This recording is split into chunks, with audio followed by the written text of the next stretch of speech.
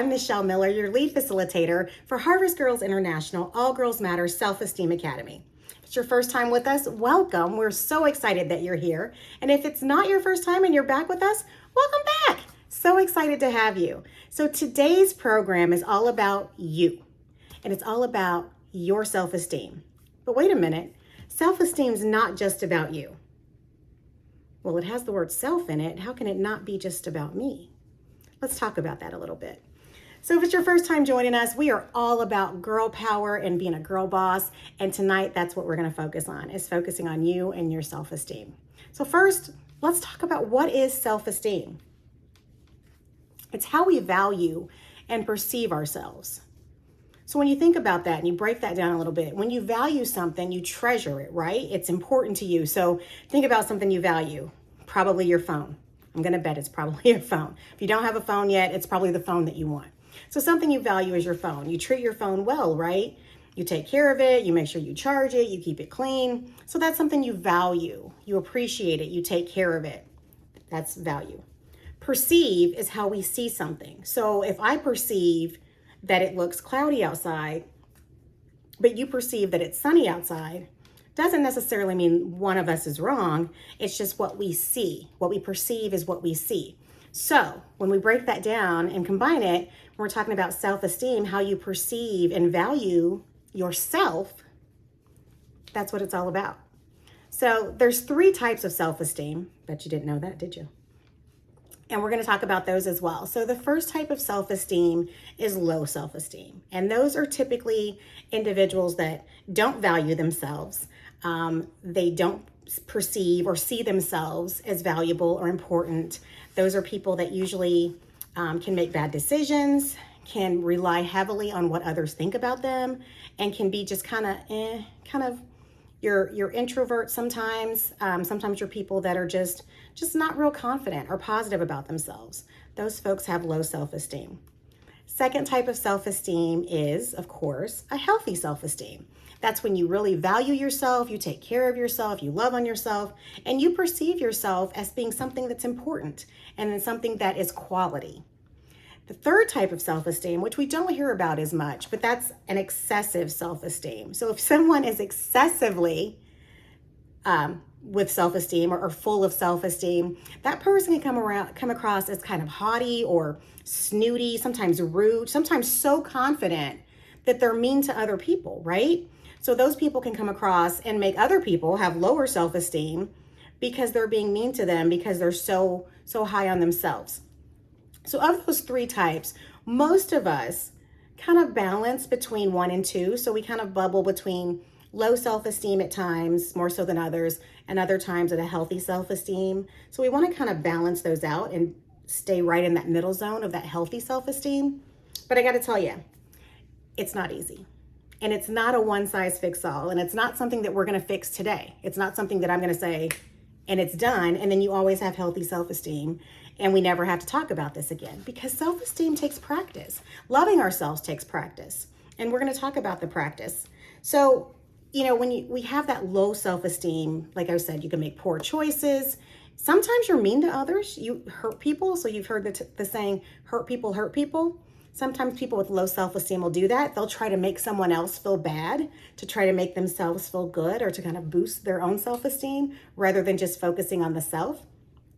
And then they don't realize that, there's enough for everybody. We can all love on each other. That's the importance of it. And that's what's so cool about self-esteem. So when I say it's not just about you, because self-esteem is you. It's how you see and how you value yourself.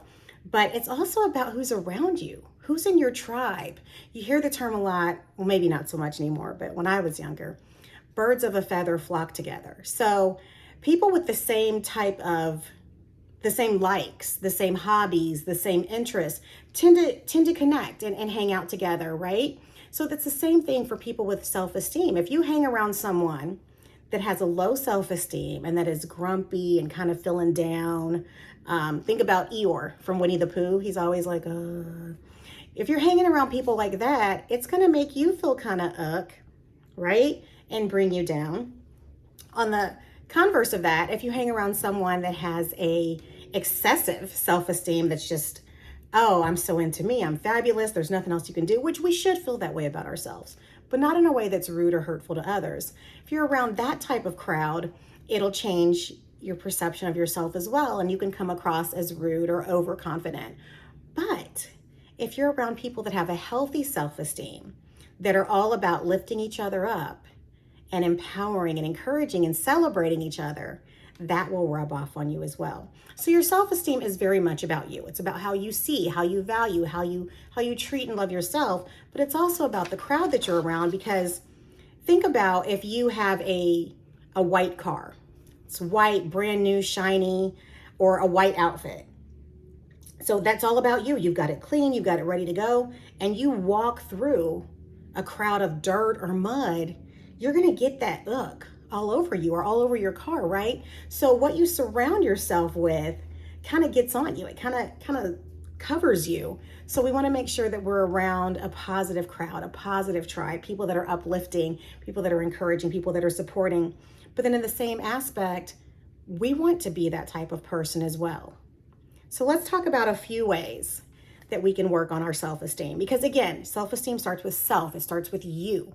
So how do you boost your self-esteem? We don't always feel great. We don't always feel amazing. Have you ever walked past the mirror and you're like, ugh? Or you take a picture of yourself and you look at it and you're like, ugh, that's awful. We have to work on that. We have to practice, right? So ways that we can boost our self-esteem to keep ourselves filled up towards that healthy self-esteem level. Number one, what are you good at? Recognize what you're good at. Identify what you're good at. I challenge you to make a list of 10 things that you're good at. Is that too many? Okay. 5 things that you are good at. 5 things that you do so well that you're so proud of yourself because you know that you're really good at that thing. What things are you good at? Let's identify those. Let's write those down. If you can't think of 5, give me 3. Everybody has 3. You might be the best math person in your class. You might be the best singer in your class or your family. Whatever you're good at, and you know that you're good at it, write it down. Because it's important for us to realize what we're good at, because there's times where we're not so good at something and we feel discouraged and we feel let down and we feel frustrated. But we have to remember, not everybody's good at everything. For example, let's think of a great basketball player. Tamika Catchings, of course. Or let's see, if we think in the NBA, we think, your LeBron James. He is over 6 foot tall. He would not be so good at fitting in a small car, right? Whereas I'm 5'2", that'd be something I'm good at. I could fit into a small car or a small space. So we all have things that we're good at that someone else may be great at something, but not so good at something else. And no matter how big or how small it is, we all have things that we're good at and that we're proud of. So make sure you write those down. Okay, number 2, build positive relationships. What does that mean? Birds of a feather, right? So we want to surround ourselves with people that are positive, that are uplifting. Have you ever had a friend call you, or someone that you know, it could even be a family member, that is always, you're like, hey, how are you? And they're like, ugh, I don't feel good. My head hurts. I'm tired. Like, they're always complaining and they're always grumpy and they're always grumbling. And when you leave from being around that person, you feel tired because they just kind of sucked all the energy out of you. We don't want to surround ourselves with those kind of people. We want to surround ourselves as much as we can with those positive people. We want to build those positive relationships. So those are your people that are, hey, how are you doing? I'm feeling good. How are you? Or people that are always saying, you know what? I really like that dress, or I really like your hair. People that are really positive and, never pulling away from someone else. I always say you don't have to dim your light, or you don't have to dim someone else's light to help yours shine brighter, right? We don't have to take away from what someone else has to make ourselves feel good. And a lot of times you'll find when you're around these positive people, they're complimenting you, you're complimenting them, and you feel better when you give. That's, they say it's better to give than receive. You feel better giving a compliment or encouraging someone else, because when you tell someone else something great about them, it makes them smile, which makes you smile. So we want to be in that positive circle, that giving circle of always lifting someone up. We have to lift each other up, right? And then number 3, be kind to yourself. Easier said than done. How do you talk to yourself? How do you think about yourself? Like I said, you walk past the mirror or you take a picture of yourself and you look and you're like, ugh, my hair is this, or my lips are doing this, or my nose is this. How do you talk to yourself? Because that's so important. What you say and what you think it's a cycle. It just keeps going. So if you tell yourself, I'm not good at math, I'll never be good at that, your mind and your body start to create that scenario. So you have to talk to yourself positively. If you don't succeed at something, wow, I struggled with that, but I can keep practicing and get better. You have to keep that positive story going when you talk to yourself, when you look at yourself, when you think about yourself. And even those days when you don't, and if you've been here with me before, we've talked about this in affirmations, even those days when you don't feel so great or you don't feel very positive, you say something positive to yourself anyway, right? Because what happens? You keep doing that enough and your mind takes over and starts to believe it. So when you're feeling like, oh, I'm so tired. No, I feel energetic. I'm good. I got this. I feel good today. I feel tired. Nope. I'm energetic. I'm ready to go. I don't feel good. I feel like I'm catching a cold. Nope. I feel healthy. I'm good. Because you just want to keep pouring into yourself positivity. I'm too short. I am just the right size for me. I am perfectly made. I'm too tall. Again, just the right size for you, perfectly made. So we want to keep pouring into ourselves. And that's where our affirmations come to play. If you've been here before, you hear us talk about affirmations probably every month. And an affirmation is a statement that's affirming or confirming something about you. So you always start an affirmation with I am, right? So I am amazing. I am awesome. I am energetic. I am tall enough. I am short enough. I am just right. I am perfectly made. You have to keep affirming, even those times when you don't feel very great, even those times when you don't feel very positive, you keep affirming and your body and mind will create those settings and make those things happen. So we want to be kind to ourselves. We want to talk to ourselves with positivity, with affirmations. We want to affirm or confirm how amazing we are, right?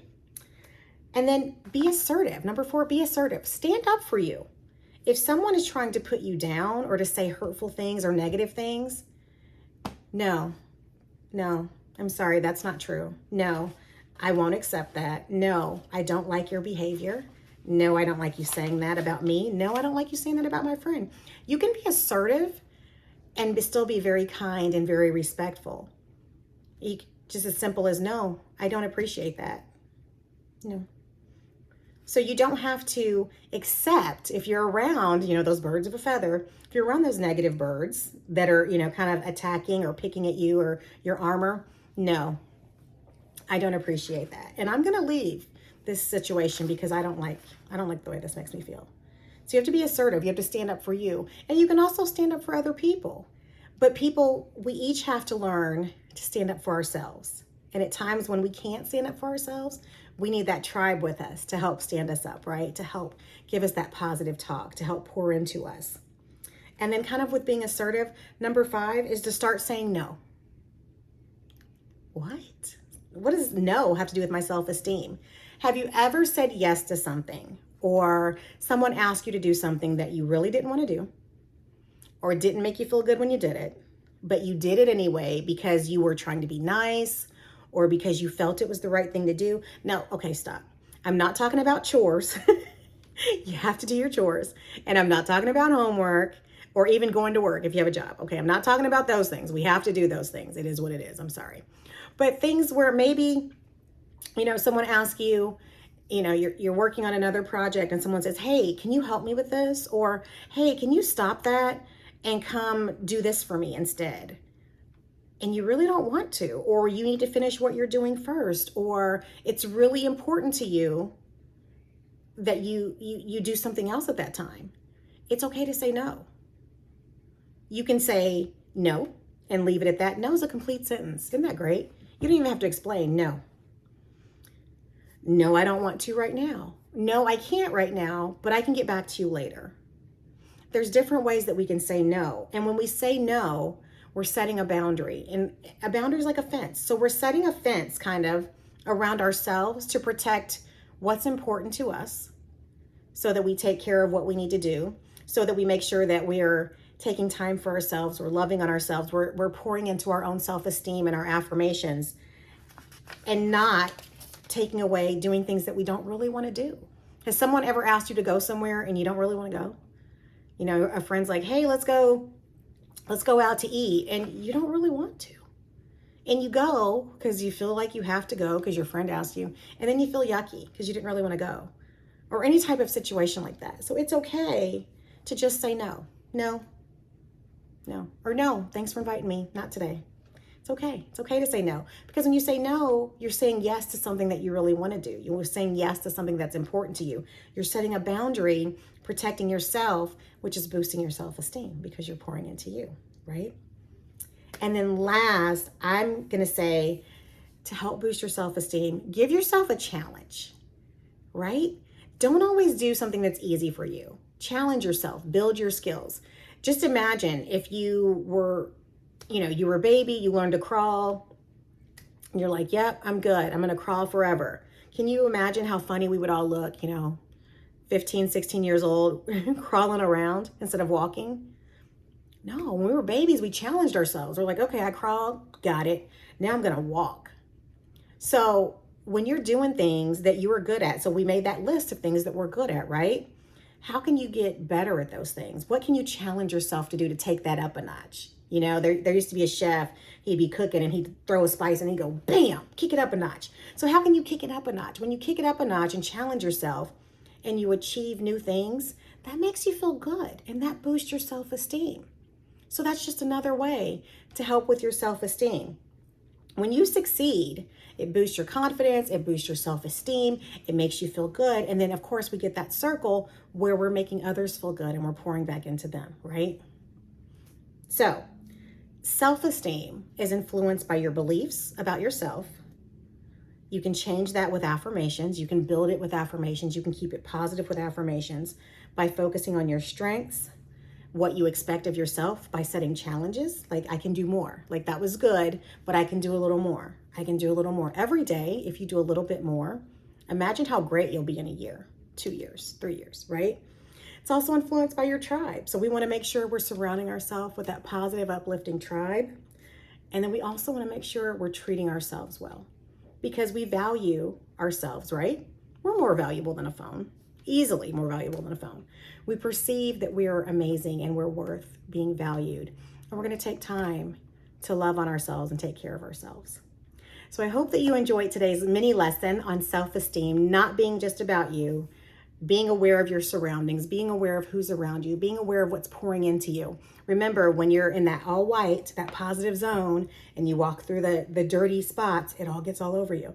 So we want to keep ourselves, positive, built up, feeling good in that healthy self-esteem zone, keeping ourselves out of low self-esteem so we don't make negative choices or depend on others to tell us how great we are, because we can tell ourselves, we have affirmations, we can do that, and to keep moving forward. So I hope that you enjoyed today's lesson. I hope that you will click like on the video below and make sure you return your worksheet, because when you do, there's a special gift for you this month. I hope that you enjoyed. Please register to be right back here with us next month in November for a brand new topic. And until then, remember, never let anyone dull your sparkle because they can't handle your shine. Keep dreaming, girls.